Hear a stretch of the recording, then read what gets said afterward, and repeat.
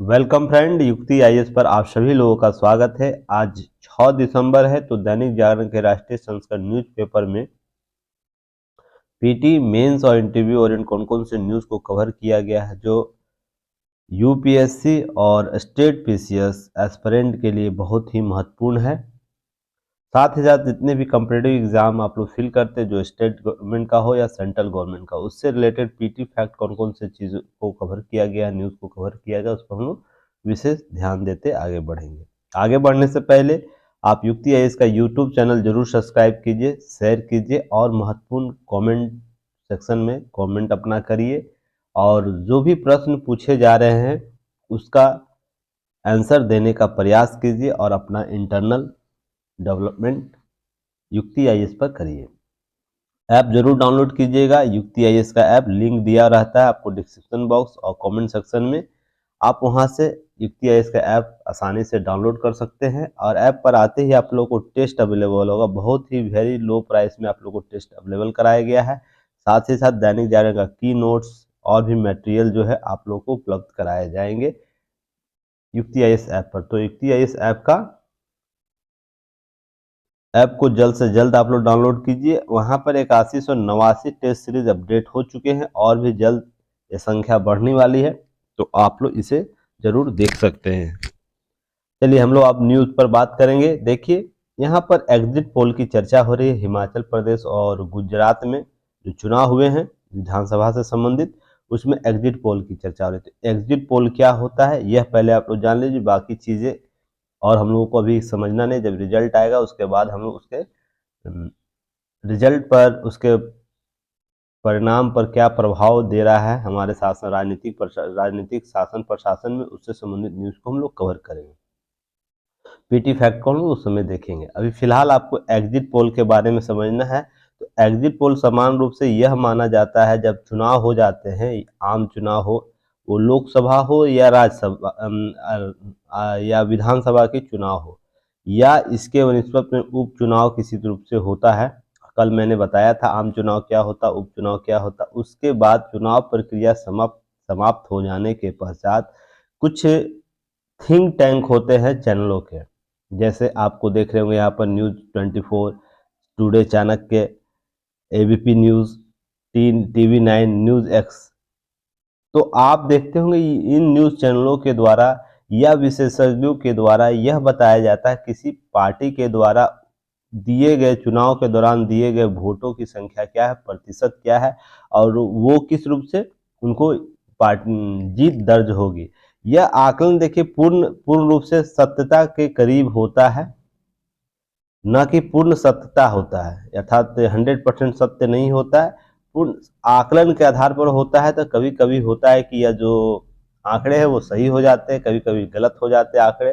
पर ध्यान रखिएगा, एग्जिट पोल में अमूमन क्या होता है, जो मतदान केंद्र से बाहर निकलते हैं ना, उनकी राय जानी जाती है। और राय हो सकता है नेगेटिव सेंस में, पॉजिटिव सेंस में, नेगेटिव सेंस दोनों तरीके से दिया जा सकता है। मतदाता के द्वारा भ्रमित तरीके से भी दिया जा सकता है, वोट वो किसी और को दे रहा है, बताएगा किसी और को। तो इस प्रकार के आंकड़े बदलाव होते हैं। तो यह अमूमन मान के चलिए एग्जिट पोल में होता क्या है, आप जैसे ही मतदान केंद्र से बाहर आते हैं, इन इन जो चैनल हैं, जो न्यूज चैनल्स या विशेषज्ञ की टीम होती है, उनके मत को जानता है। मत को जानने के बाद मान लीजिए 1000 लोगों का मत जाना या 5000, 10,000, जो भी है संख्या संख्या के आधार पर, यह संपूर्ण विधानसभा में किए गए आकलन के आधार पर नहीं होता। ध्यान रखिए, जितने वोट पड़े हैं उनके आधार पर नहीं। या मान लीजिए एक बूथ है, वहां 10 लोगों को, 50 लोगों को इन्होंने उनके आकलन ले लिया गया, उसी आधार पर सभी विधानसभाओं में इकट्ठा कर किया जाता है आंकड़ों को, और उसके बाद एक राय क्रिएट की जाती है, राय बनाई जाती है कि किस किस पार्टी को किस संदर्भ से वोट दिए गए हैं, मतदाताओं ने वोट दिए हैं। तो यह एग्जिट पोल उसी का परिणाम है कि जो जो झुकाव किस ओर हो रहा है उसकी गणना करना है, उसके बारे में बताना है। उसके बाद जो भी चीजें हैं, और यह ध्यान रखिएगा, यह चुनाव पूर्ण प्रतिबंध लगाया गया है इसे चुनाव आयोग के द्वारा। यह चुनाव संपन्न होने से बाद आप एग्जिट पोल की प्रक्रिया कर सकते हैं। जो भी और इससे टेक्नोलॉजी आएंगे हम लोग आगे चर्चा करेंगे। चलिए नेक्स्ट हम लोग देखते हैं हालांकि इस पर पहले भी मैंने आप लोगों को न्यूज़ कवर किया है, जो चुनाव सुधार की जो सीरीज चल रही थी उसमें, उस दैनिक जागरण न्यूज एनालिसिस में सभी जो 2000 पहले पूर्व से चुनाव आयोग के सुधार और 2000 बाद चुनाव आयोग के सुधार की जो प्रक्रिया मैं दैनिक जागरण न्यूज एनालिसिस में किया था, उस दिन भी एग्जिट पोल की मैंने चर्चा की थी। आप लोग को अगर याद होगा तो आप लोग इसे जरूर रिकॉल कर लीजिएगा, बाकी वहां से की नोट्स आप कवर कर सकते हैं। देखिए, मैं आप लोग को ये जो न्यूज़ है, न्यूज़ को थोड़ा जूम कर दूं, उसके बाद चलिए, यह न्यूज़ जो है, चैरिटी का उद्देश्य मंत्रांतरण नहीं होना चाहिए, यह सुप्रीम कोर्ट के द्वारा फिर से एक बार बात बोली गई है और इस पर लगातार चिंता जताई जा रही है सुप्रीम कोर्ट के द्वारा।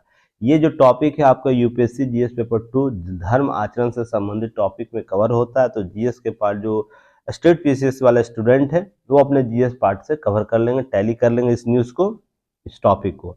देखिए, इससे पहले धर्मांतरण से संबंधित आपको 9 सितंबर, 15 सितंबर और मे भी 22 दिसंबर को भी न्यूज़ कवर किया गया है।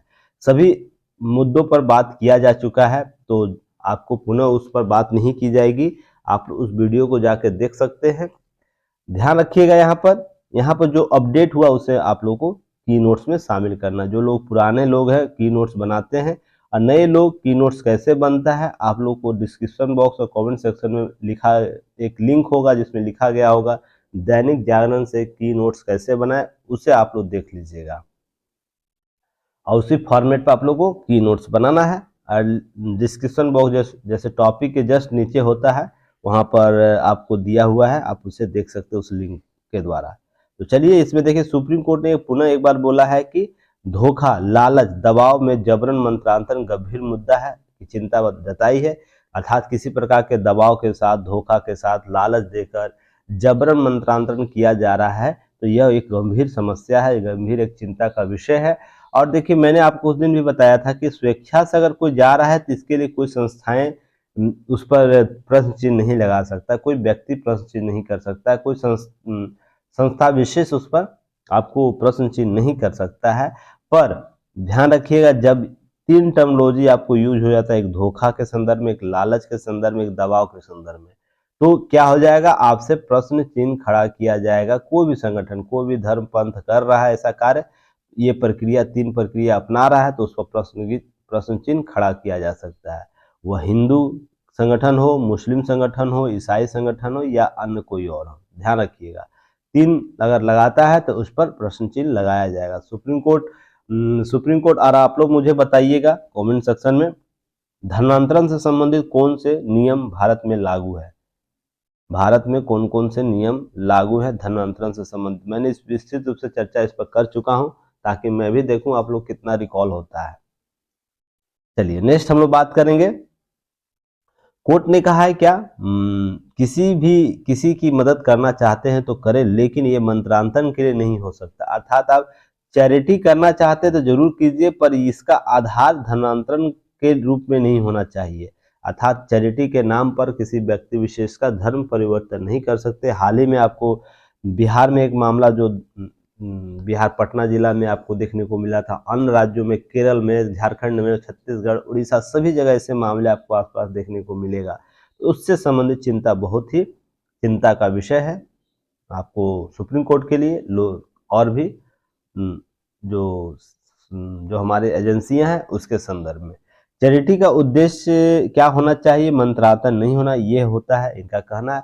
प्रलोभन खतरनाक चीज है, यह बहुत गंभीर मुद्दा है, संविधान के मूल भावना के विरुद्ध है, और अगर मदद का उद्देश्य अच्छा है तो उसका स्वागत है, लेकिन इसके पीछे की मंशा पर विचार किए जाने की जरूरत है।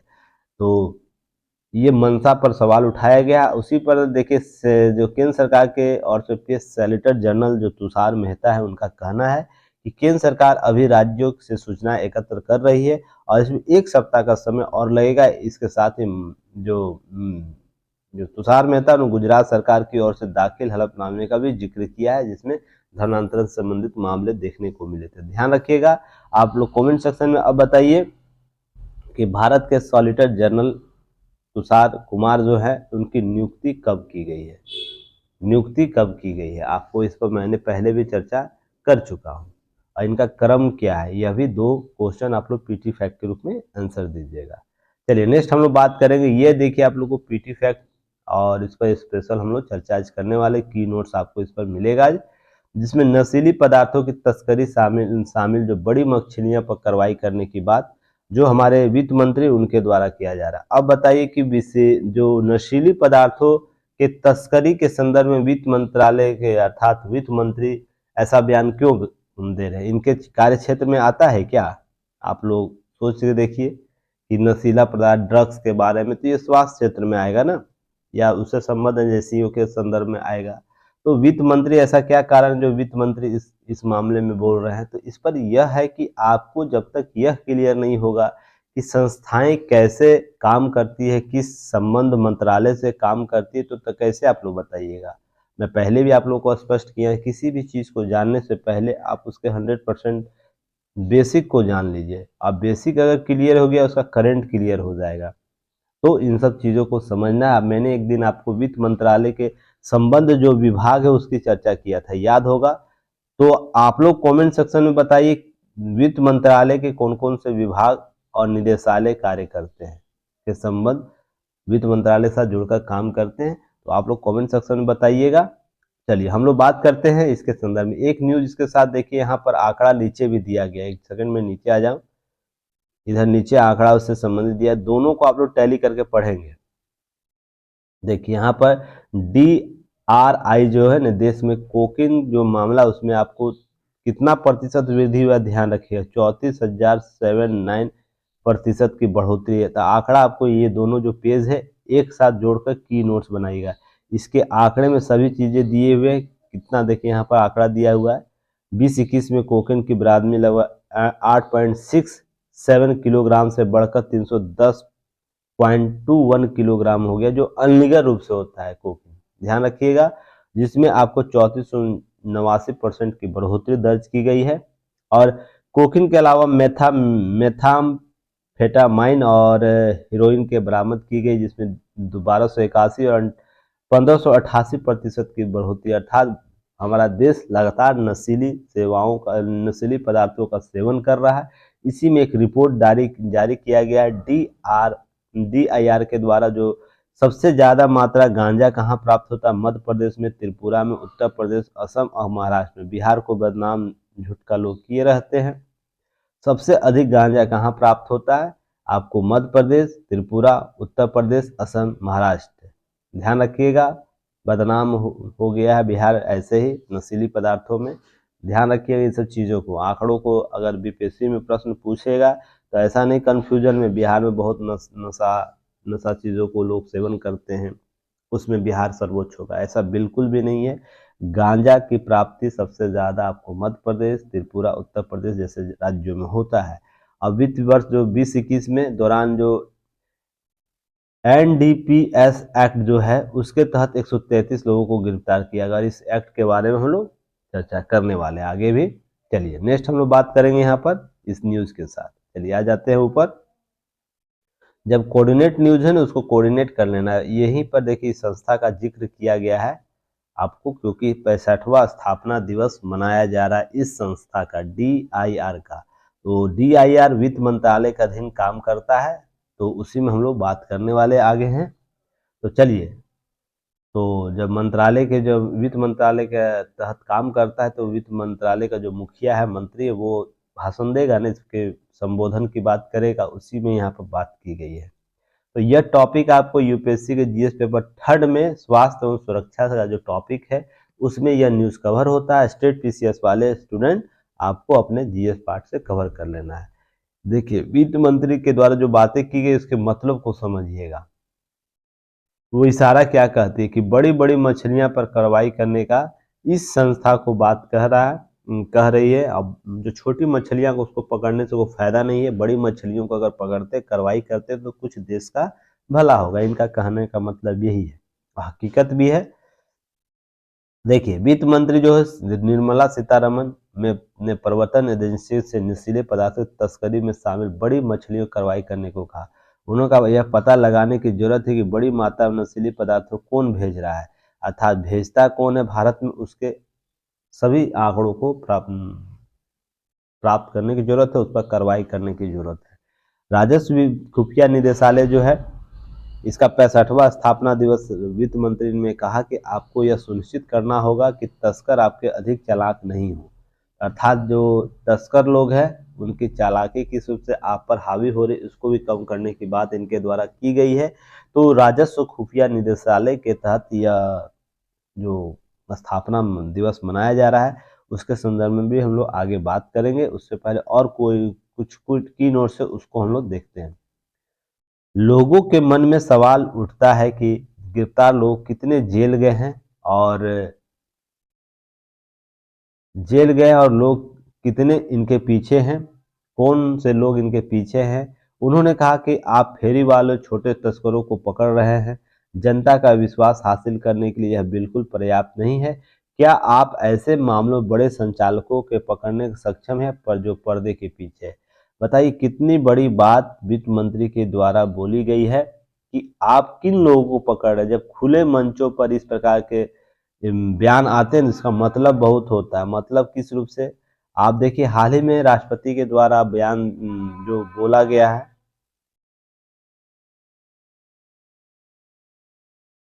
राष्ट्रपति के द्वारा जो बातें की गई है उसके भी मतलब बहुत ही अंतर आपको देखने को मिलेगा कि खुले मंच पर जब बातें की जाती है उसके प्रभाव और असर अलग होता है। क्यों? क्योंकि वो पब्लिक डोमेन में होता है ना, पब्लिक उसे डायरेक्ट देखती है, सुनती है। तो अतिरिक्त दबाव इन संस्थाओं पर आता है और अतिरिक्त जो संस्थाओं पर दबाव आता है तो क्या करता है, बेहतर अपनी प्रतिबद्धता अपना कार्य करना चाहता है। इन सब चीज़ों को आपको देखना है, समझना है।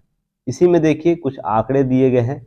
2020-21 में DIR द्वारा जब्त किया गया सामान लगभग 3463 किलोग्राम हेरोइन मुद्रा बंदरगाह से जब्त किए गए। आपको जो बंदरगाह उससे जब्त किए गए 2988 किलोग्राम, यहाँ पर 833 किलोग्राम सोना और 321 किलोग्राम कोकेन। आपको जो नशीली पदार्थ है कोकेन, उस सब के बारे में आपको चीज़ें मैं पहले भी स्पष्ट किया हूँ, एक बार न्यूज एनालिसिस किया था नशीले पदार्थों से, तो उसमें आपको कवर किया गया हेरोइन क्या होता है, कोकीन क्या होता है, गांजा क्या होता है, सभी पर चर्चा की जा चुकी है।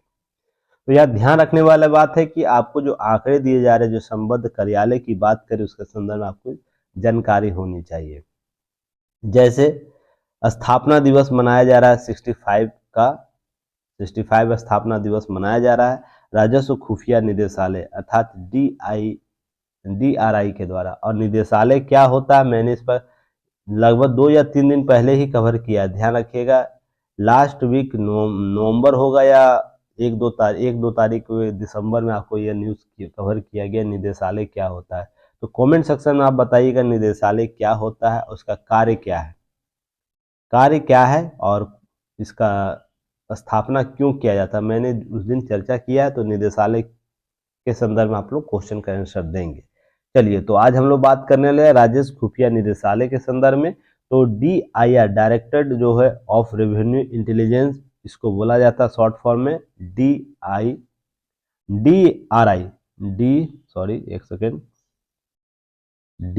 DRI से बोला जाता है डायरेक्टर ऑफ रेवेन्यू इंटेलिजेंस, जिसकी स्थापना 2 दिवसीय स्थापना दिवस मनाया जा रहा है 2022 में 5/6 को मनाया जाएगा।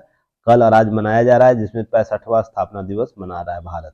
उसी में केंद्रीय वित्त एवं कॉर्पोरेट जो मामलों के मंत्री हैं निर्मला सीतारमण, केंद्रीय वित्त राज्य मंत्री पंकज चौधरी के साथ 2 दिवसीय कार्यक्रम का उद्घाटन 5 दिसंबर को किया गया। इसकी स्थापना कब की गई? 1957 दिसंबर 1957 में। ध्यान रखिएगा DRI जो है उसे भारत सरकार के अप्रत्यक्ष एवं कर सीमा शुल्क बोर्ड CBSE के तत्वाधान अर्थात, और इस पर मैंने पहले भी चर्चा किया हूँ, एक बार याद होगा आप लोगों को।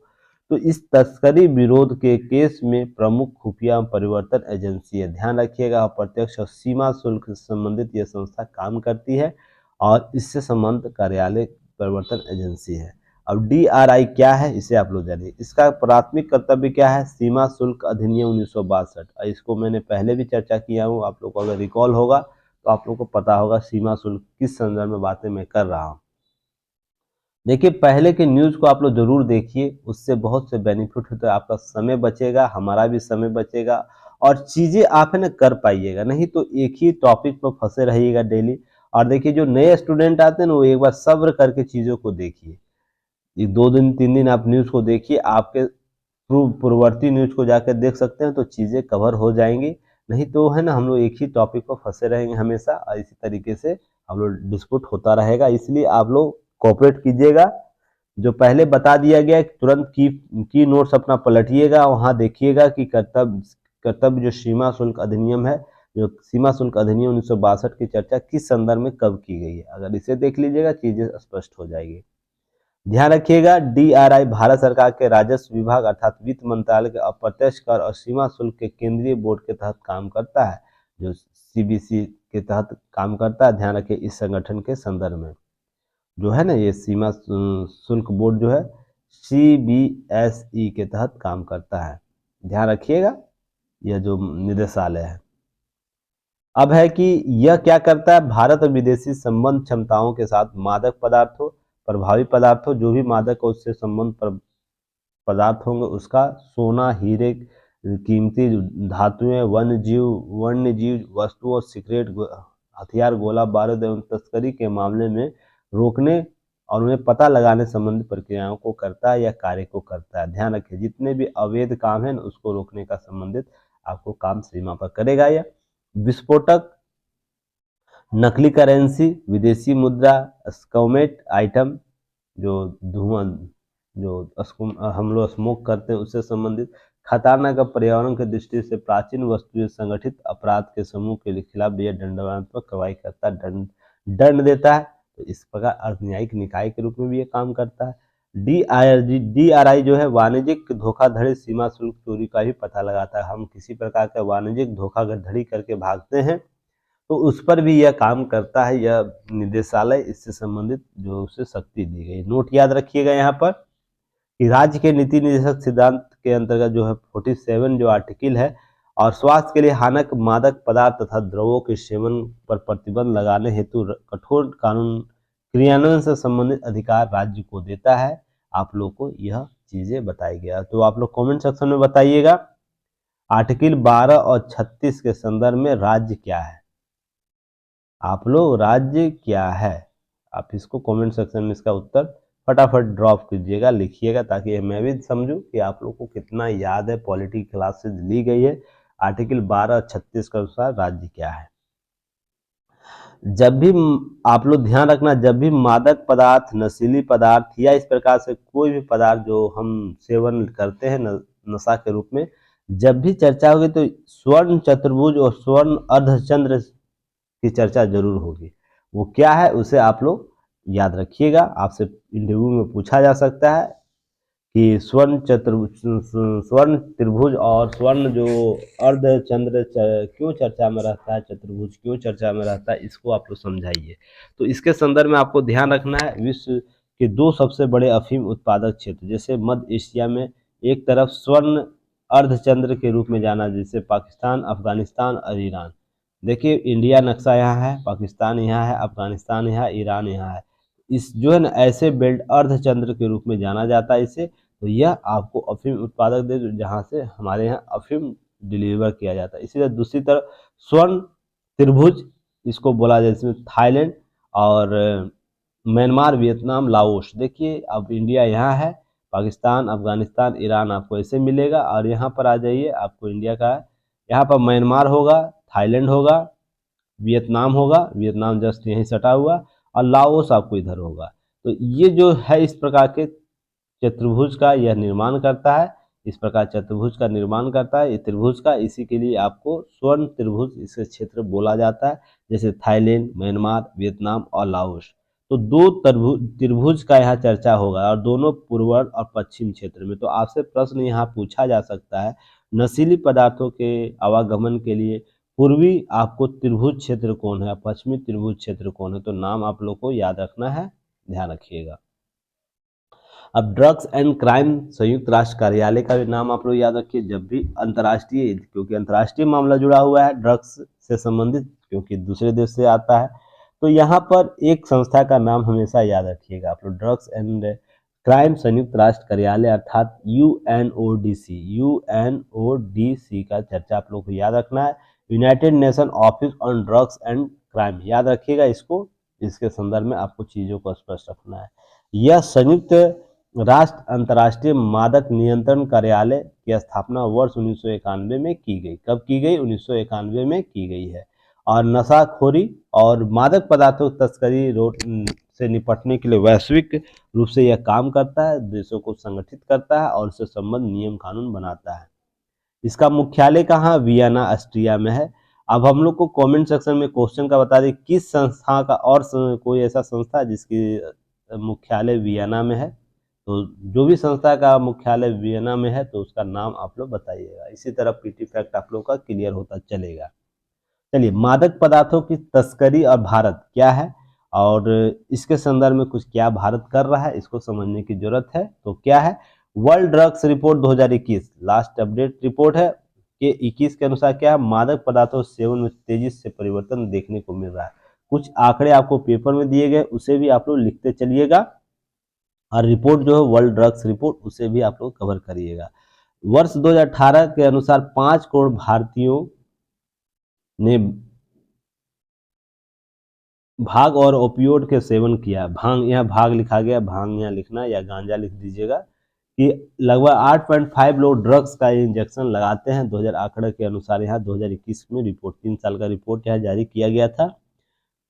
साथ ही साथ यहाँ पर कुछ मामलों में आधे से अधिक पंजाब, असम, हरियाणा, सिक्किम, मिजोरम जैसे राज्यों में आपको यह मामले देखने को मिलेगा जो इस प्रकार के नशीली पदार्थों का सेवन। और उड़ता पंजाब आप लोगों को पता है, उड़ता पंजाब मूवी बन चुका है और लगातार नशीले पदार्थों के सेवन से संबंधित मूवियाँ बन रही हैं पंजाब से रिलेटेड। हाल ही में एक आयुष्मान खुराना का भी यह मामला देखने को फिल्म देखने को मिला होगा आप लोगों को, जहाँ पर नशीले पदार्थों के रोकथाम से संबंधित बनाया गया है। तो ये सब चीज़ें हैं ना, आप लोग को देखनी चाहिए, क्या है समझनी चाहिए, ताकि आप लोग एक्टिव मोड में काम कर सके।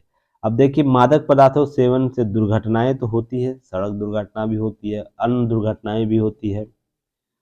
अब आफ्ताब का मामला ही, उसमें भी नशे सेवन करके ही उस प्रकार की घटनाएं की गई थी। हत्या के मामले लगातार बढ़ रहे हैं, तो अधिकतर मामलों में आपको देखने को मिलेगा नशा सेवन किया होगा, वो किसी प्रकार का भी नशा हो सकता है। तो नशा केवल आपके आंतरिक क्षमता को कम नहीं कर देता है, सामाजिक रूप से भी एक खतरनाक स्थिति है। इसी पर घरेलू हिंसा की तीव्र वृद्धि हुई है नशा सेवन से। तो यह बहुत ही महत्वपूर्ण आंकड़े हैं, आप लोग इसे जरूर कवर कीजिएगा। नेक्स्ट है, मादक पदार्थों की तस्करी में तेजी बढ़ी है और तस्करी में आपको बताया भी है कितने प्रतिशत का वृद्धि हुआ है। भारतीय सीमा में प्रवेश करके संगठित अपराधों संगठन संलग्न था और इसके रोकथाम के प्रयास के लिए क्या काम किया गया, इसे याद रखिएगा। सरकार ने मादक पदार्थों के रोकथाम नियंत्रण हेतु narcotics drug and psychotropics substance act 1985 पारित किया है, जिसमें अधिनियम के जो पदार्थों के बिक्री, मादक पदार्थों के बिक्री, परिवहन और भंडारण को प्रतिबंधित करता है। तो इसे आप लोग को याद रखना है कि आपको ये नारकोटिक्स ड्रग्स एंड साइकोट्रॉपिक्स जो सब्सटेंस एक्ट है उसको 1985 को याद करना है, जो भारत में मादक पदार्थों के बिक्री, परिवहन और भंडारण, तीनों प्रकार के बिक्री, परिवहन और भंडारण को प्रतिबंधित करता है। अब भारत सरकार द्वारा क्या किया गया? नशा मुक्त अभियान चलाया गया। बताइए इनके ब्रांड एम्बेसडर कौन है, ध्यान रखिएगा। आप लोग क्वेश्चन बताइएगा, ब्रांड एम्बेसडर इसके कौन है नशा मुक्त भारत अभियान के, और ये कब से चलाए गए ये भी आप लोग बताइएगा। मैंने कभी इसकी चर्चा कर चुका हूँ, इसलिए मैं यहाँ डेट नहीं लिखे हैं, शॉर्ट फॉर्म में बस लिखा हूँ। तो आप लोग इसे बताइए कब से प्रारंभ किया गया और इसके ब्रांड एम्बेसडर कौन है। साथ ही साथ ड्रग्स इंजेक्शन प्रयोग हेतु आपको प्रोजेक्ट सनराइज शुरू किया गया है। अब बताइएगा किस मंत्रालय के द्वारा शुरू किया गया है प्रोजेक्ट सनराइज, आप लोग बताइएगा। तो ये क्या है? ड्रग्स जो इंजेक्शन लेता है उसके प्रयोग को रोकने के लिए। साथ ही साथ सरकार द्वारा नार्को कोऑर्डिनेशन सेंटर डेवलप किया गया है, सुधार गृह का भी आप लोगों को स्थापना किया गया है। अंतर्राष्ट्रीय संधि और विषयों के माध्यम से मादक पदार्थों के नियंत्रण के भी प्रयासरत सरकार के द्वारा किए गए, जिसमें आपको 2 याद रखना है। कौन कौन? नारकोटिक्स ड्रग्स पर संयुक्त राष्ट्र कन्वेंशन 1961 को याद रखना है। जो नारकोटिक्स ड्रग्स है उस पर अभी समय एक आया था, संयुक्त राष्ट्र का कन्वेंशन हुआ था उस पर 1961, और साइक्लोटॉपिक पदार्थों पर संयुक्त राष्ट्र कन्वेंशन 1971। भारत सरकार उसका हस्ताक्षर करता देश है। अर्थात 1961 का जो कन्वेंशन था, 1971 का जो कन्वेंशन था, और जो मादक पदार्थ से संबंधित था उस पर भारत हस्ताक्षर कर चुका है, अर्थात उसको मान्यता देता है। भारत ने convention of illicit traffic on narcotics drugs and psychotropic substance 1988 को भी अपनाया है। तो ध्यान रखिएगा, जितने भी विदेशी जो इस प्रकार के मादक पदार्थों को रोकने के लिए प्रयास कर रहा है, भारत उसमें लगातार शामिल होता जा रहा है और आने वाले समय में क्या करेगा वो, और भी संबद्ध होकर उचित कार्रवाई इन नशीली पदार्थों पर करेगा। तो आने वाले समय में आपसे यहाँ से प्रश्न पूछा जा सकता है। चलिए नेक्स्ट हम लोग बात करने वाले हैं। देखिए, कश्मीरी हिंदुओं की सूची आतंकियों को द्वारा जारी की गई है। तो ये देखिए मामला फिर देखने को मिल रहा है। किसी राज्य में शांति स्थापना की बात होती है, विकास की बात होती है, तो वहाँ पर इस प्रकार से जो अशांत लोग हैं, जिनको शांति पसंद है, वो इस प्रकार की सूचनाएं जारी करते हैं। तो केस स्टडी के तौर पर इसे आप लोग यूज कर सकते हैं। अब इसे प्रशासन किस रूप से जवाबदेह, किस प्रकार से जवाबदेही अपनी तय करेगी, अपनी अपनी जो उत्तरदायी है किस रूप से वो निर्वहन करता है, उसको देखने की जरूरत है। इनको कैसे हैंडल करता है, इससे संबंधित केस स्टडी के तौर पर आप इसे यूज कीजिएगा। चलिए नेक्स्ट हम लोग बात करेंगे। देखिए, वुहान जो चीन का था मामला, जहां से कोरोना फैला है, कोई विश्व की संस्था ने आज तक, वो वैश्विक संस्था हो, यूएन हो, डब्ल्यूएचओ हो या कोई अंतर्राष्ट्रीय संस्था, कभी भी चीन को वुहान के मामले में डायरेक्ट नाम नहीं लिया है और यह कभी नहीं बोला है कि भारत वुहान से ही कोरोना वायरस संक्रमित हुआ, पूरा विश्व इसको झेल रहा है और उस पर कोई दंड का प्रावधान नहीं किया गया। बताइए, इतनी बड़ी महामारी में उस वुहान से संबंधित आपको एक नया अपडेट आया, उसे आप लोग याद रखिएगा। देखिए, उनका बोलना है, एक वैज्ञानिक है, अमेरिकी विज्ञानी एंड्रो हफ, उनके द्वारा बोला गया, क्या बोला गया पहले इसे समझेंगे कि कोरोना वायरस ने मानव निर्मित होने और इसके वन सके।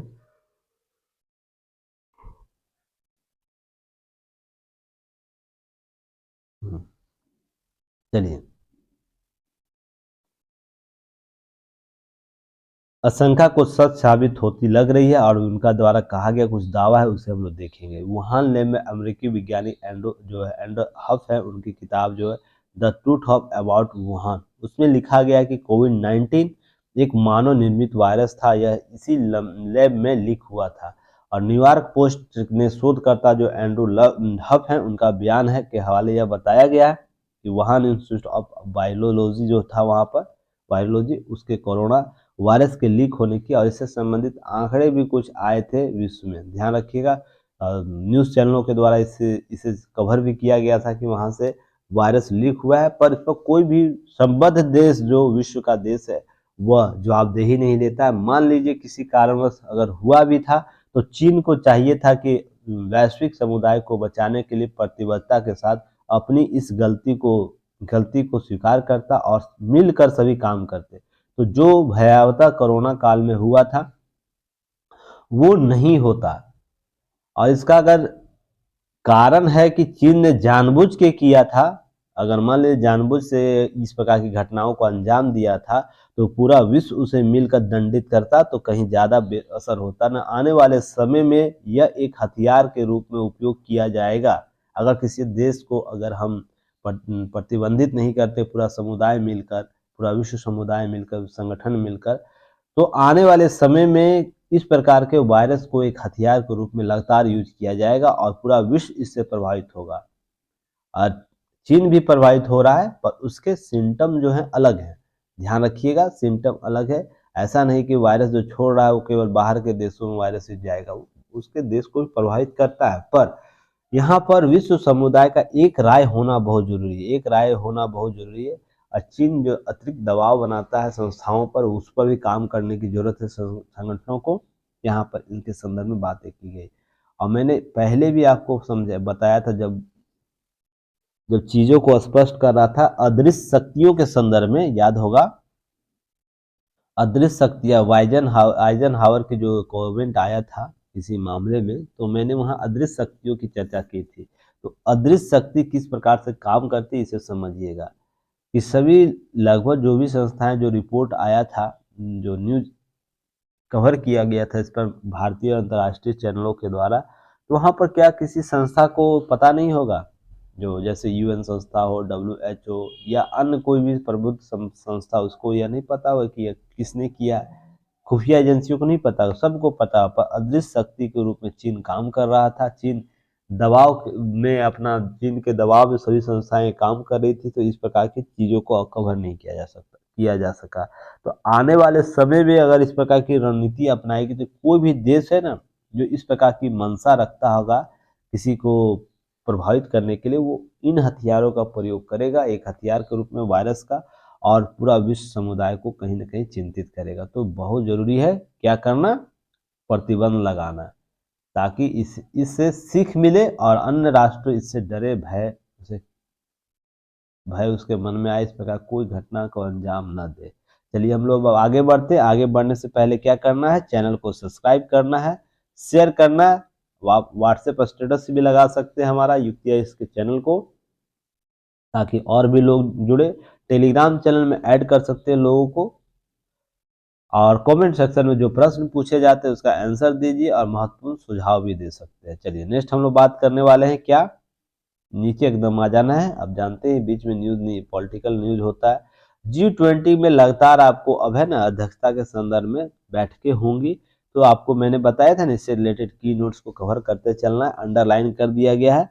अब बातें देखिए, सर्वदलीय बैठक बुलाई गई थी, तो उसी में राष्ट्रपति भवन में सब चीज़ें की गई है कि सभी मिलजुल कर काम करेंगे। देखिए ऐसे तो देखिए क्या है यहाँ पर, मुस्कुराहट देखिए लोगों का, मुस्कुराहट देखिएगा। ऐसे जब जनता को कैसे इन लोगों को द्वारा बेवकूफ़ बनाया जाता है, और हम जनता लोग क्या करते हैं, पार्टी को प्रधानमंत्री के संदर्भ में या केजरीवाल के संदर्भ में, ममता बनर्जी के संदर्भ में या किसी अन्य पार्टी के संदर्भ में हम लोग आंख मूंद कर बातें करते हैं, समझते हैं। पर यहाँ देखिए जब इनका मिलन होता है आसपास, बड़ा गर्मजोशियों से होता है, तो इनके बात के करनी और कथनी में अंतर होता है। तो विश्वास आप लोग भी रखिएगा, अपने कार्यों में करनी और कथनी पर विश्वास रखिएगा कि हम क्या सुनते हैं और क्या देखते हैं उसको हमेशा सच नहीं मानिएगा, ठीक ना। पीछे अदृश्य शक्तियाँ बहुत होती है, वो आने वाले समय में खुद आप लोगों को पता चल जाए अदृश्य शक्तियाँ किस संदर्भ में काम करती हैं। तो कोई किसी के संदर्भ में अगर आलोचना कर रहा है तो ध्यान रखिएगा, हिंदू मुस्लिम अगर कर रहा है तो आपको हिंदू मुस्लिम के विवाद में नहीं फंसना है, ठीक ना। हिंदू के पक्ष मुस्लिम के विरोध में नहीं आएंगे, मुस्लिम के लोग हिंदू के विरोध में नहीं आएंगे, ठीक ना। राजनीतिक रोटियां सेकी जाती है, भ्रष्टाचार के मामले एक दूसरे के आरोप लगाए जाते हैं, तो भी नहीं समझना है कि आप किसी पार्टी पॉलिटिक्स के अगर विचारधारा को मानते हैं तो उसके संबंध में एक तरफा राय बना लेनी, आपको न्यूट्रल रहना है। अब प्रशासक का सबसे बड़ा गुण क्या होता है, न्यूट्रल होकर चीज़ों को कवर करना है। तो यहाँ आंकड़े दिए गए हैं, पहले भी आपको बताया जा चुका है ये सब आंकड़े। तो यहाँ पर देखिए कुछ रोजगार सृजन में सहायक पर्यटन क्षेत्र के उद्योग का यहाँ पर आंकड़ा दिया गया, इससे आप लोग नोट डाउन कर लीजिएगा। क्या आंकड़ा है, टूरिज्म जो सेटेलाइट अकाउंट रिपोर्ट्स के अनुसार कहती है कि वर्ष 2017-18 में देश भर में कुल रोजगार लगभग 14.78% पर्यटन उद्योग में पैदा होता है। 18-19 में 14.87 वर्ष और 19-20 में 15.34%। तो आंकड़े को आप लोगों को कैसे बनाना है मैंने आप लोगों को बताया भी है, कैसे कैसे बनाना है, इस तरह बना लेना है। और 19-20 में पर्यटन उद्योग में लगभग 7.9 करोड़ रोजगार सृजन हुए।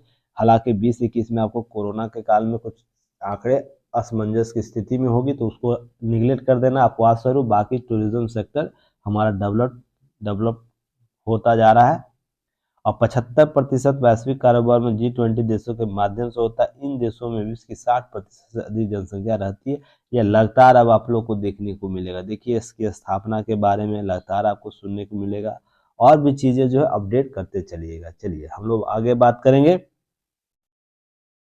हम लोग यहाँ 200 से अधिक बैठकें होंगी, और लगभग 20 से 30 मंत्रालयों को इससे संबद्ध किया जाएगा, इससे संबंधित चीज़ों को कवर किया जाएगा। तो हम लोग चलिए आगे बात करेंगे। अब देखिए एक न्यूज़ और आप लोग याद रखिएगा, हमारा विदेश मंत्रालय, विदेश मंत्री और हमारा विदेश जो नीति है कितना प्रबुद्ध होकर काम कर रहा है, सोचिएगा। आज पुनः देखिए एक बार हुआ है कि क्या हुआ है कि जो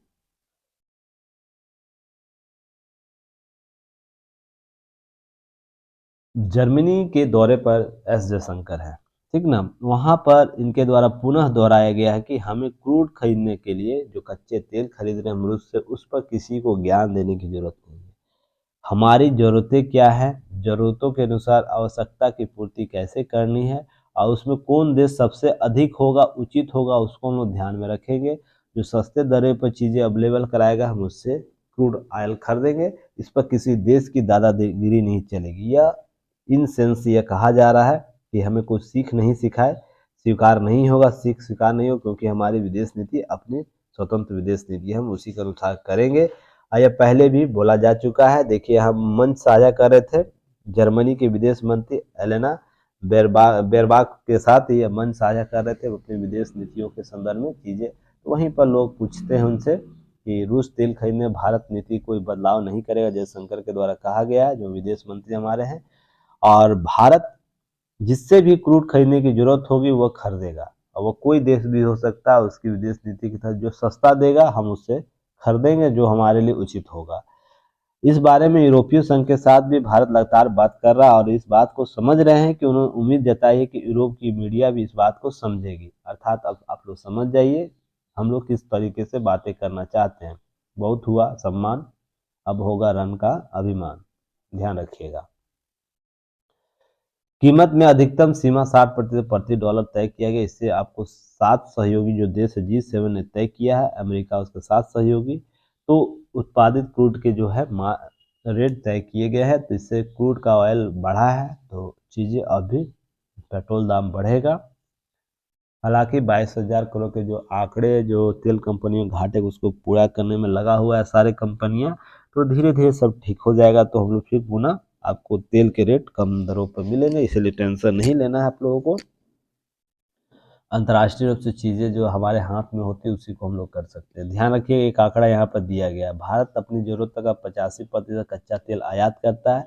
भारत 22 में तक भारत अपनी कुल ज़रूरत के 1% तेल ही रूस से खरीदता था 22 से पहले की आंकड़ा, यह फरवरी 2022 की आंकड़ा। और अभी की बात की जाए तो दूसरा सबसे बड़ा तेल आपूर्तिकर्ता देश रूस है, और यह कुल 17% आपको तेल भारत को आयात करता है।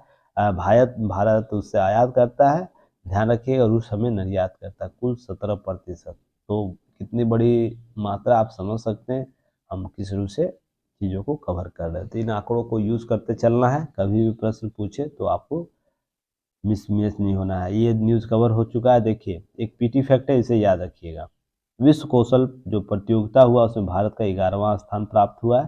तो यह विश्व जो वर्ल्ड स्किल कंपटीशन था उसमें भारत का 11वां स्थान हुआ है। जो 2 रजत सहित भारत इस प्रतियोगिता में कुल 18 पदक जीते हैं। तो आप लोग को यहाँ से न्यूज़ को कवर करना है, यह चीज़ें पीटी फैक्ट आपको रहेंगी। चलिए नेक्स्ट हम लोग बात करेंगे। चलिए और नीचे आते हैं।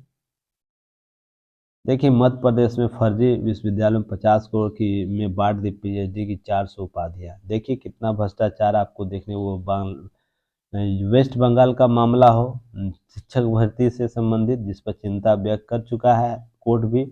और पीएचडी के मामले डिग्रियां बेचने का मामला एमपी में हो, किस प्रकार के शिक्षा क्षेत्र में भ्रष्टाचार चरम सीमा को पार कर रहा है। इससे सरकार जो संबद्ध एजेंसियों को है ना, चुल्लू भर पानी में डूब के मर जाना चाहिए, मेरे अनुसार यह है, मेरा व्यक्तिगत राय है। बाकी चीज़ें आप सब चीज़ को है ना जस्टिफाई कर सकते हैं, इस प्रकार के भ्रष्टाचार को जस्टिफाई नहीं कर सकते। ये इस प्रकार का दीमक है ना, हमारे सिस्टम को अंदर से खा जाता है, और इससे जो निकले हुए लोग होंगे ना वो समाज के लिए, सोसाइटी के लिए और क्षेत्रों के लिए यह उस विषधारी दो धारी तलवार की तरह, जिसमें आपका सर भी कटेगा, आपका हाथ भी कटेगा। तो ध्यान रखिएगा कि इस प्रकार के जो लोग आते हैं तो कहीं ना कहीं सिस्टम में उन प्रतिभावान लोगों के लिए गंदा मजाक है, जो इस प्रकार के गतिविधियों में शामिल होकर आपको प्रशासन उसका नेतृत्व करते हैं। ध्यान रखिएगा, इस प्रकार के आंकड़े को केस स्टडी के तौर पर यूज़ करना है। बाकी चीज़ें देश में बहुत, हमारा देश महान है, इसको समझ के चलना है। और चीज़ें वो आपको एमपी में बहुत से ऐसे मामले लगातार देखने को मिलते हैं भ्रष्टाचार पर, कोई भी मीडिया इस पर काम नहीं करेगा और इस पर संबंध आज तक इसको कार्रवाई नहीं होगी। ध्यान रखिएगा, बस न्यूज़ में आएगा चला जाएगा। हम लोग को एक चीज़ और देखिए, यहाँ पर देखिए लोग कहाँ से कहाँ पहुँच रहे हैं, समझ के देखिएगा कि भागलपुर में धारदार हथियार से कोई अंग काट दिया, महिलाओं की हत्या कर दी कई अंग काट कर। तो देखिए लोगों का व्यवहार कितना बदल रहा है, लोगों की सोच विचार सोचने की क्षमता किस रूप से बदल रही है, इसे आप लोग को समझना है। केस स्टडी के तौर पर आप इसे यूज कर सकते हैं। मानवीय व्यवहार में परिवर्तन के जो है वो किस प्रकार से बदला। देखिए कोई दुकान खोली हुई थी महिला, उनके पति दुकान खोले थे, वो भी उस दुकान में बैठा करती थी। तो कोई एक लफंगा टाइप का आदमी होगा जो लगातार उसके दुकान पर बेवजह जाया करता था, तो महिला ने विरोध किया होगा। तो इस व्यक्ति को है ना, एक्स जो व्यक्ति है उसे बुरा लग गया। हालांकि वो दुकान आना बंद कर दिया, पर उसके मन में कहीं ना कहीं इस महिला के प्रति दुर्भावना आया होगा, उसे सबक सिखाने की ऐसी मंशा रही होगी। तो सबक क्या सिखा रहा था सोच के देखिए, उसका सबक इस रूप से सिखा रहा था वो, उसके हाथ काट दिया, उसके कान काट दिए, नाक स्तन तक काट दिया। सोच सकते किसी व्यक्ति का विचार या किसी व्यक्ति का व्यवहार कितना घृणित हो सकता है, कितना। अब मान लीजिए, अब मैं, यह अमर्यादित होगा पर यह चीज़ें समझने की जरूरत है। अगर इसकी घर के लोगों के साथ किया जाए तो इनको बुरा लग जाएगा, इस एक्स व्यक्ति को। पर किसी दूसरे व्यक्ति के साथ ऐसा वो कर रहा तो उसमें उसका तनिक भी बुरा नहीं लगी, उसके साथ पुरुषवादी सोच उसके साथ हाइपर होकर चल रहा है। तो सोचिएगा यहाँ पर, अगर इस प्रकार से समाज हमारा जाएगा, हम सामाजिक दायित्व को कायम नहीं करेंगे। मैं लगातार इस मुद्दे पर बात बोल रहा, लोगों में एथिक्स की कमी हो रही है, जवाबदेहिता की कमी हो रही है, सामाजिक दायित्व की कमी हो रही है। नहीं तो इस प्रकार की घटनाएं कभी भी होती है ना, तो समाज उसे कहीं ना कहीं मौन स्वीकृति देता, परिवार मौन स्वीकृति दे देता है। तो जाके ये लोग फिर उसी समाज में रहने लगते हैं और एक नए घटनाओं को अंजाम दे देते हैं। और इसमें पूरा सिस्टम है ना, अब यहाँ पर जात पात पूरा आंकड़ों को जोड़ा जाएगा। तो देखिए घटना है, घटना को है ना आप एक मार्कर की तरह यूज कीजिए। इस प्रकार की घटनाओं में अगर प्रवृत्ति डेवलप हो गई तो पूरा समाज इससे प्रभावित होगा। तो एथिक्स मोरालिटी केवल किताबों तक ही सीमित नहीं रखिए। जैसा कि मैं लगातार बोलता हूँ, मैंने एथिक्स को पढ़ा नहीं है, उसे जिया है। और इस कॉन्सेप्ट को जो लोग अपना लेंगे ना, तो इससे आप लोग है ना एक संबद्ध और जवाबदेह व्यक्ति, जवाबदेह नागरिक बनिएगा। तो एथिक्स को किताबों तक मत रखिए, एथिक्स को जीने का प्रयास कीजिए, अपने आचरण व्यवहार में लाने का प्रयास कीजिए। तो केस स्टडी के तौर पर इसे यूज कर सकते हैं, ध्यान रखिएगा। जब भी इस प्रकार की घटनाएं होंगी सब केस स्टडी में ही जाता है। और प्रशासन के लिए एक देखिए पदोन्नति के एक आरक्षण का मामला, इस पर हम लोग चर्चा कभी फिर और करेंगे, ठीक ना। इसको कुछ दिन बाद हम लोग करेंगे, क्योंकि कुछ मामले की सुनवाई आएगा। पर आपको यहाँ क्या देखना, मामला देखना है कि बिहार में अनुसूचित जाति और अनुसूचित जनजाति पदोन्नति के आरक्षण के समाधान जल्द निकल सकता है। और 10 वर्षों से पदोन्नति का आरक्षण नहीं हुआ के कारण बिहार में 17 से 18 हजार पद खाली है। कितना बड़ा पद खाली है सोच के देखिए। अब मैं आपको पदोन्नति में आरक्षण से संबंधित दैनिक जागरण न्यूज एनालिसिस कर चुका, इंदिरा साहनी वाद की चर्चा कर चुका हूं। तो आप लोग उसे देखिएगा किस प्रकार से चीजों को कवर करना है। नेक्स्ट चलिए हम लोग बात करेंगे आगे। देखिए यहीं पर बंगाल शिक्षक भर्ती की बात हो रही। देखिए जांच एजेंसी जो है उसमें उन्होंने बोला 21,000 पदों की नियुक्ति की बड़े पैमाने की धांधली आई है। और जो न्यायाधीश है उन विश्वजीत एकल पीठ ने कहा कि नियुक्ति भ्रष्टाचार में शामिल किसी भी व्यक्ति को बख्शा नहीं जाएगा, एक एक करके ढूंढकर सजा दी जाएगी। इस प्रकार का नज़ीर पेश करना बहुत जरूरी है हमारे सिस्टम में, नहीं तो पूरा देश इस प्रकार के भ्रष्टाचारियों के आड़े हाथे चढ़ जाएगा। और पूरा सिस्टम जो कौशल कौशल जो व्यक्ति है वो कहीं ना कहीं अपने आप को ठगा हुआ महसूस करेगा। इसलिए नज़ीर पेश होना बहुत जरूरी है, इतनी कड़ी से कड़ी सजा दी जाए कि आने वाली 7 पुश्तें इनकी याद रखें। यहाँ पर कोई पार्टी पॉलिटिक्स नहीं होनी चाहिए, यह बहुत जरूरी है। अब एमपी के मामले में, बिहार के मामले में अब देखिए, अब 2014 से बिहार में एक कोई आपको नियुक्ति प्रक्रिया हुई जो 22 में जाकर सफल होता है। और 22 में ही सफल होता है तो बहुत से अड़चनों के बाद होता है। इसी तरह देखिए बीपीएससी में आपको देखने को मिला, क्वेश्चन पहले लीक होता है, क्वेश्चन गलत होता है और अभी नया मामला फंसा हुआ है आंदोलन के क्रम में। तो जवाबदेहिता जब तक इन लोगों पर तय नहीं कीजिएगा ना, सिस्टम सही नहीं होगा। अब मान लीजिए इसमें ऐसे लोगों का चयन हो जाएगा जो इस प्रकार के संतृप्तियों में लगे हुए हैं, तो सिस्टम को कब तक सुधारेंगे, नहीं सुधार पाएंगे। नहीं तो हमारा 75वां वर्ष चल रहा है आज़ादी का, अभी भी हम गरीबी, भूखमरी और इस प्रकार की घटनाओं, बेरोजगारी की घटनाओं जैसे मुद्दों पर ही बात करते हैं। अभी तक चीज़ें सही नहीं हुई है, सिस्टम सही नहीं हुआ। इसका पीछे का लॉजिक यही है कि हम ऐसे लोगों का ही चयन कर रहे हैं जिसमें आप इन चीज़ों को वो नहीं होते देखते। पहले होता है, पहले बहुत से लोग ऐसे होते हैं कि हम भ्रष्टाचार के कार्यों में संतृप्त नहीं होंगे, किसी प्रकार का लेन-देन नहीं करेंगे, हम सिस्टम को सही रखेंगे, नैतिकता, जवाबदेहिता को तय करेंगे। सिलेक्शन से पहले कोई भी अधिकारी, पदाधिकारी बोलता है और जब लगातार छापे पड़ते हैं तो उनके यहाँ से करोड़ों रुपया निकलता है। बिहार हो, यूपी हो, एमपी हो या हर स्टेट में आपको किसी के यहाँ 5 करोड़ पकड़ाता है, उसकी संबंध एजेंसियाँ पकड़ती है छापे के दौरान, किसी का 1 करोड़ पकड़ाता है, वो राशि कहाँ से आती है? बड़ी-बड़ी कोठियाँ बना लेते हैं।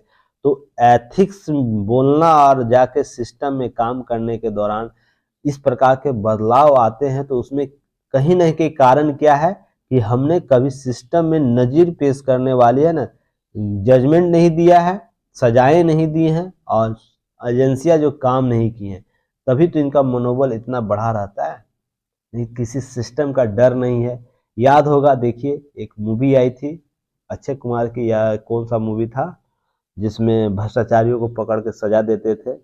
वो तरीका गलत था, पर तरीके से आपसे सीखना होगा कि अगर कोई व्यक्ति इस प्रकार की कार्रवाई करता है तो इनमें भय उत्पन्न होता है। भय उत्पन्न होता है तो क्या होता है कि वो इस कार्य को करते नहीं है और एक स्वच्छ पर्यावरण को डेवलप करते हैं। तो मैं अक्षय कुमार जी के द्वारा जो रोल किया गया था, उस रोल का समर्थन नहीं करता हूँ, पर उस कॉन्सेप्ट का ज़रूर समर्थन करता हूँ जो इनके द्वारा किया गया था। देखिए, हमारे एजेंसी को उस प्रकार के रोल को डेवलप करना पड़ेगा कि अगर हम इस प्रकार के नियुक्तियों में हम भ्रष्टाचारियों को प्रवेश करेंगे, तो वो कृत्य उस तरह करके आया है, तो आने वाले सिस्टम वो किस प्रकार से काम करेगा? वैसा ही करेगा ना, तो पूरा सिस्टम इसका जवाबदेह हो जाता है, पूरा जनता इसको भोगती है उस प्रकार के बाबुओं का ये जो आचरण होता है। तो आपको इन सब चीज़ों को सोचना होगा, समझना होगा और इस पर काम करना होगा। आपसे प्रश्न पूछ देगा तो आपको जवाब भी इसी संतुलित आहार में देना होगा, नहीं तो पता चलेगा कि आप नेगेटिव सेंस में चले गए हैं। तो इसे कोऑर्डिनेट करके बैलेंस करके बोलिएगा। अब देखिए, राजधानी पर अस्थायी रही प्रदूषण की समस्या, बन रही है अस्थायी प्रदूषण की समस्या, इस पर एक लेख आया है और पहले के जो आंकड़े मैंने आप लोग वायु प्रदूषण के संदर्भ में किया था ना, उसी आंकड़े को जोड़कर देख लीजिएगा। इस पर ज़्यादा कुछ बोलने की बात नहीं है। जब वायु प्रदूषण दिल्ली में आया था, मैंने उसी दिन सारी चीज़ों को, डायग्राम को, डायलेमा को और उससे संबंध प्रभाव की चर्चा कर चुका हूँ, आंकड़े को दे चुका हूँ। तो आप लोग जो अभी तक नहीं देखे हैं तो प्रीवियस ईयर क्वेश्चन आप देख लीजिए, प्रीवियस ईयर जो वीडियो उसे भी देख लीजिएगा और की नोट्स जो दिया जाता है उससे आप देख सकते हैं। और की नोट देखने के लिए ऐप डाउनलोड कीजिए और युक्तियाइस ऐप डाउनलोड करके 365 का जो परचेज है वार्षिक रूप से आप उसे परचेज कीजिए। कुछ स्टूडेंट इतने चालाक हैं, हम क्या बोले आप लोगों को, नहीं बोलना चाहिए टीचर होकर, पर एक से अधिक है ना, अब इतनी कम राशि ली जा रही है, ठीक ना, इतनी कम राशि ली जा रही है, पर एक से अधिक मोबाइल पर न खोलने का प्रयास करते हैं और बार बार उनका नंबर ब्लॉक हो जाता है, तो वो फिर बोलते हैं कि सर मेरा चल नहीं रहा है। तो देखिए यहाँ क्या होता है कि आप तेज हो सकते हैं, सिस्टम से तेज नहीं हो सकते हैं। आप ना समान रूप से एक स्टूडेंट बन के चीज़ों को कीजिए। चालाकियाँ ज़्यादा अभी कीजिएगा ना तो आपका सिलेक्शन कभी नहीं होगा, ध्यान रखिएगा। जितना हो सके आप है ना अभी अपने आप को समान दिखाइए, अर्थात समान मतलब भोला दिखाइए कि हमको कुछ नहीं आता है सर, हमें समझाइए। तो समझाएगा टीचर, उसे बताएगा बार बार। जहाँ ओवर स्मार्ट बनने की कोशिश कीजिएगा ना तो आपका नुकसान होगा, किसी टीचर, किसी संस्था का नुकसान नहीं होता है। कुछ व्यक्ति विशेष, कुछ स्टूडेंट अपने कार्य और गतिविधि में ओवर स्मार्टनेस दिखाने लगते हैं। आप अभी सीख रहे हो और हम लोग सीख चुके हैं। ऐसे ही एग्जाम हॉल में कोई बच्चा ओवर स्मार्टनेस दिखाने लगता है, बिना वजह का क्वेश्चन का आंसर, बिना वजह का लीक लीक जो प्रश्न पूछा गया उसके लीक से बेवजह आपको आंसर दे रहे हैं।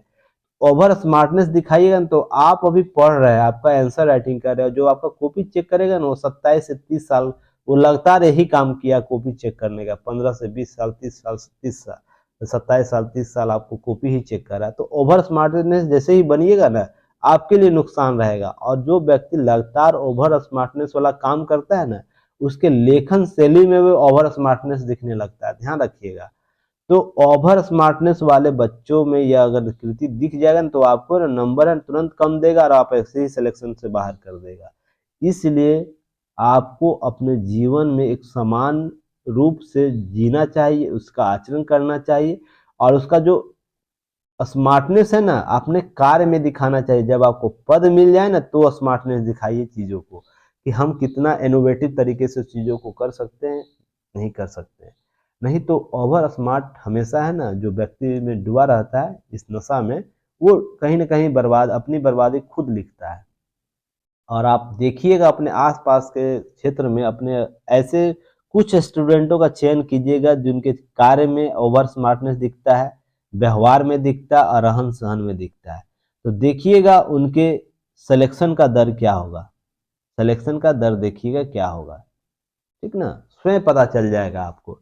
तो प्लीज़ आप लोग से रिक्वेस्ट है, हम्बल रिक्वेस्ट है, कि इस चैनल पर आते हैं ना तो थोड़ा सा समान मूल रूप से रहिए, यहाँ सीखने की कोशिश कीजिए, सीखने की कोशिश कीजिए। यहाँ पर ज़्यादा